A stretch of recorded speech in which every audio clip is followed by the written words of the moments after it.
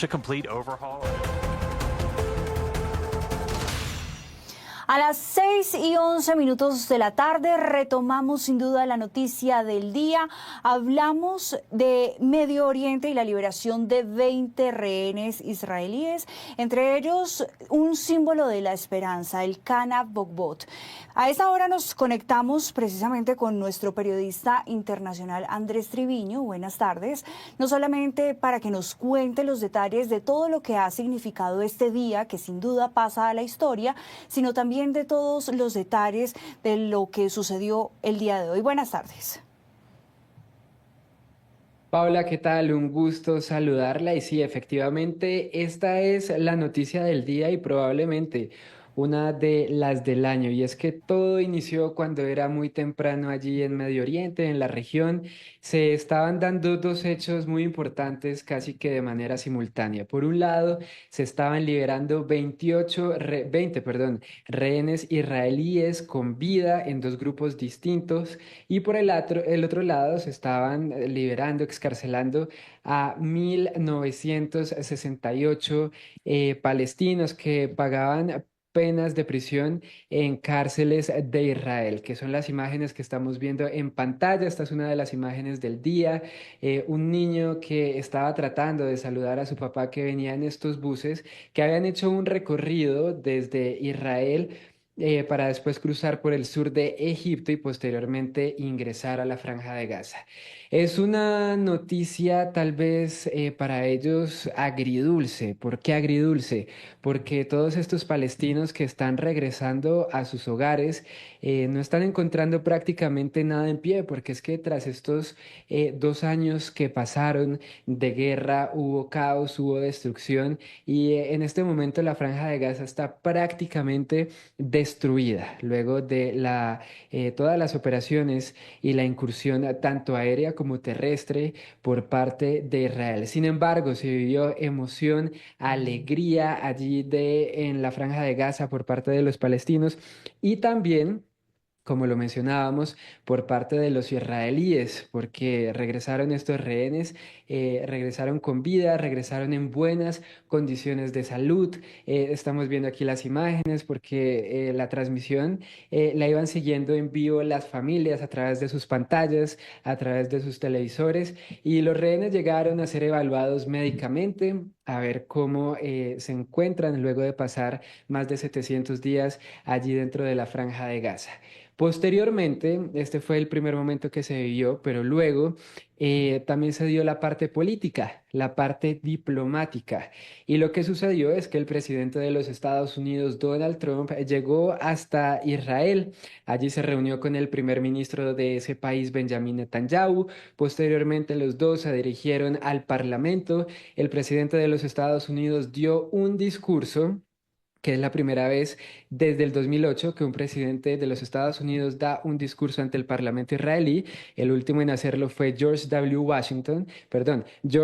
Bush, y luego que esto terminara, se dirigieron hacia el presidente de los Estados Unidos, Donald Trump, se dirigió hacia el aeropuerto para abordar el Air Force One y llegar hasta Egipto. Allí lo esperaban más de 20 líderes mundiales, que son estas imágenes que estamos viendo en nuestras pantallas, y fue cuando firmaron el acuerdo que finalmente da por terminada la guerra en Gaza.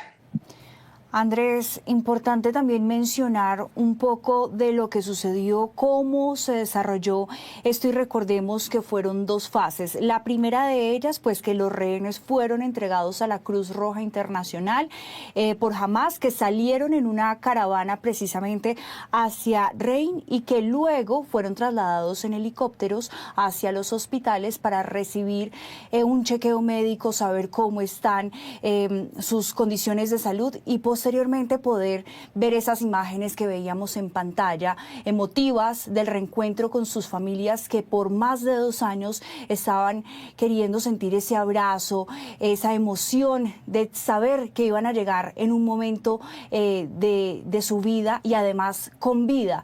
El testimonio, por ejemplo, de Elcana es uno de los que más ha retratado sobre todo ese dolor que hemos seguido de cerca con su esposa Rebeca González, padres con su hijo, quienes lo esperaban precisamente para celebrar la vida. Ella misma lo decía, que precisamente este es el momento más doloroso de la vida para su familia.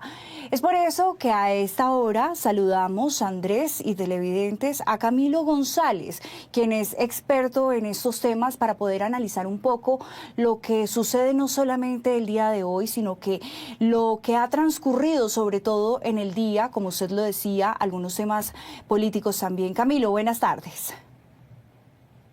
Buenas tardes, Paula y Andrés. Muchas gracias por la invitación.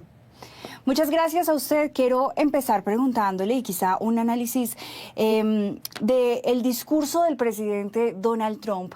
En uno de sus apartes, él dice que llegó el fin de la guerra para este territorio, pero quiero preguntarle si en realidad este es el fin de una guerra que por décadas indiscriminadamente ha afectado a miles de personas.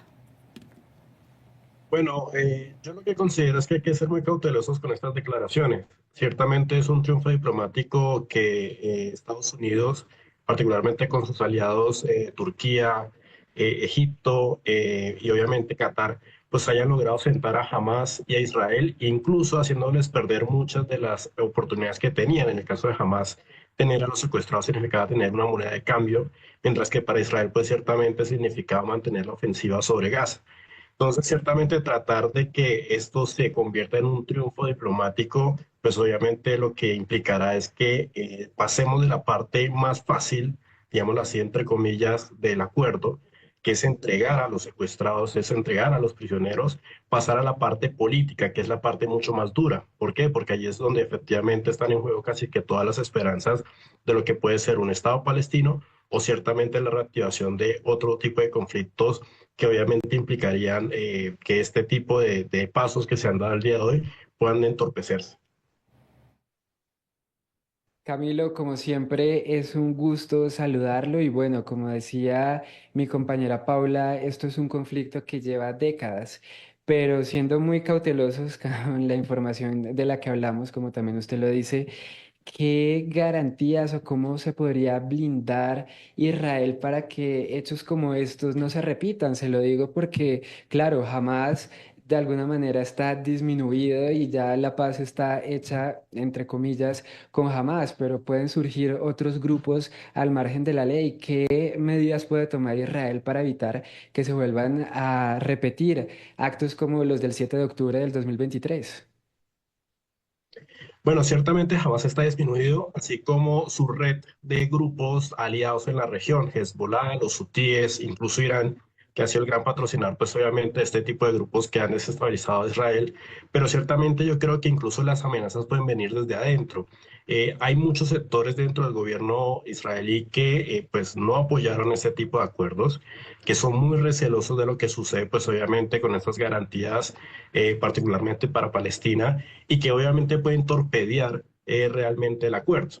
Hay que pensar un poco incluso en cuáles son las posibilidades que tiene el premier Benjamín Netanyahu de reelegirse el próximo año en las elecciones de 2026, porque ciertamente esto es un tema que va a estar sobre la agenda y es hasta qué punto Israel va a aplicar un enfoque mucho más constructivo y de paz o uno más destructivo y pues obviamente tomar ventaja sobre Gaza.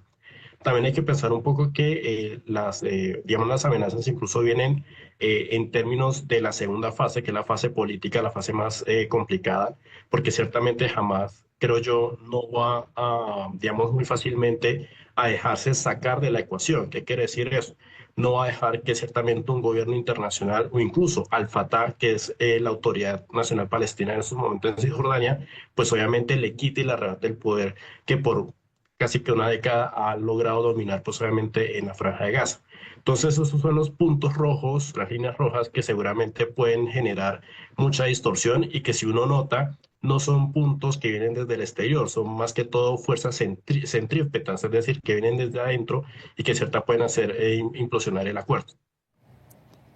Claro, Camilo, hablando de un tema mucho más humanitario, vemos que cerca de 2 millones de gazatíes regresaron a lo que un día fue su hogar y según cifras de la ONU, 9 de cada 10 salieron desplazados, es decir, casi que toda la población en el territorio. Yo quiero preguntarle, ahorita ellos, desde hace 3 días que empezó el cese, ellos empezaron a retornar a lo que un día fue sus casas, pero en sus casas no hay nada, solamente hay escombros.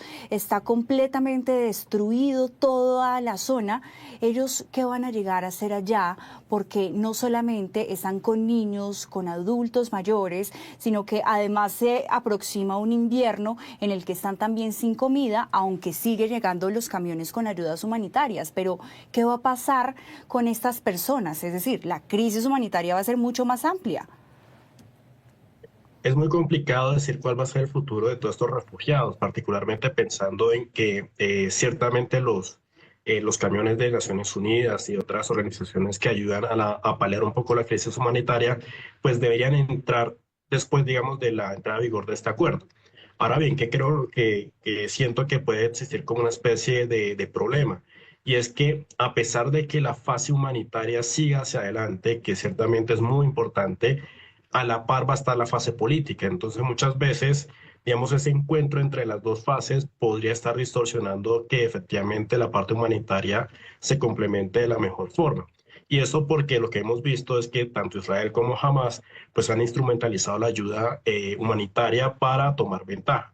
Y eso ciertamente es una lección aprendida durante la guerra y que seguramente deben tomar nota no solamente los Estados Unidos, que está obviamente muy, digamos, liderando particularmente la idea de la reconstrucción, sino también Egipto, que es un país que siempre ha sido afectado por la migración por parte de Palestina, de los palestinos, sino también de Turquía y de Qatar, que obviamente son otros de los garantes que obviamente lo que buscan es que esta crisis humanitaria en Palestina pues no sea una crisis que termine afectando otros actores internacionales, como por ejemplo la Unión Europea u otros países cercanos a, digamos, al teatro como tal de operaciones. Entonces creo yo que digamos, el asunto acá también es pensar, pues estos refugiados llegan a nada, es decir, llegan a un lugar donde no tienen oportunidades y demás, y yo creo que va a ser muy importante ahí la velocidad con la cual la reconstrucción de Gaza se logre. Sin eso y sin que obviamente no medien cuestiones políticas, pues obviamente podría salir todo bien. De resto, pues obviamente hay que ser muy cautelosos de que efectivamente lo humanitario, pues obviamente termina condicionado por las cuestiones políticas. Es una reconstrucción que definitivamente tomará mucho tiempo y es que miren, se estima que en este momento hay por lo menos 14.000 cadáveres debajo de las ruinas de lo que es en este momento la Franja de Gaza. Pero Camilo, cambiemos un poco de tema y es precisamente este es un acuerdo liderado por Estados Unidos propuesto por el presidente de los Estados, Donald Trump, quien se puso como meta este tema desde que llegó a la Casa Blanca. Pero, ¿cómo queda entonces el papel de los Estados Unidos de liderazgo tanto en la región como en el mundo? ¿Podemos decir que otra vez está subiendo como potencia Estados Unidos?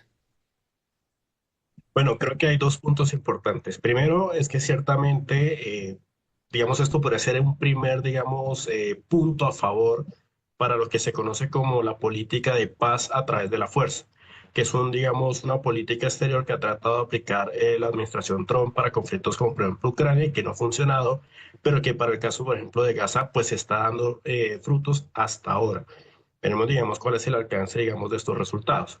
Y segundo, si uno empieza como a hilar un poco mucho más fino, ciertamente la idea de que Gaza sea un punto importante a favor de la política exterior de los Estados Unidos tiene que ver con su competición con China.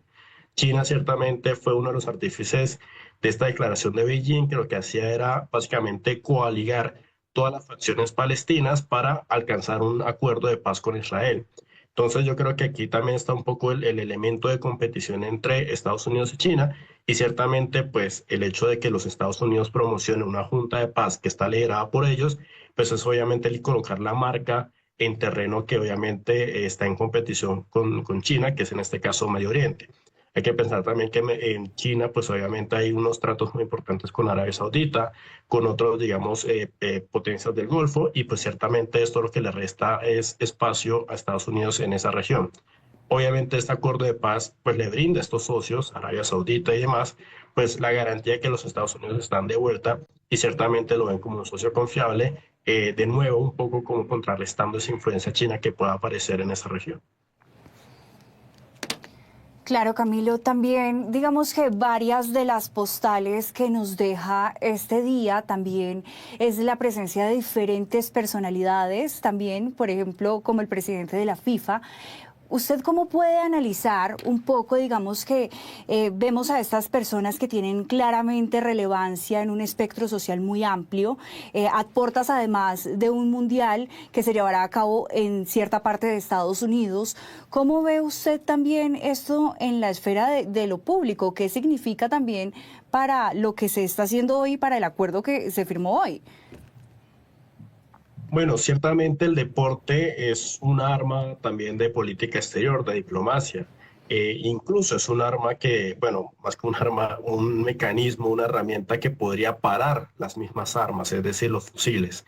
Y creo que la aparición, pues obviamente, de Infantino, pues sorprende, pero digamos que tiene sentido en el caso de que efectivamente, digamos, la FIFA pueda colaborar para no solo solamente hacer una reconstrucción en términos de infraestructura física, sino también un término de tejido social, es decir, de cómo recuperar la comunidad después de la guerra.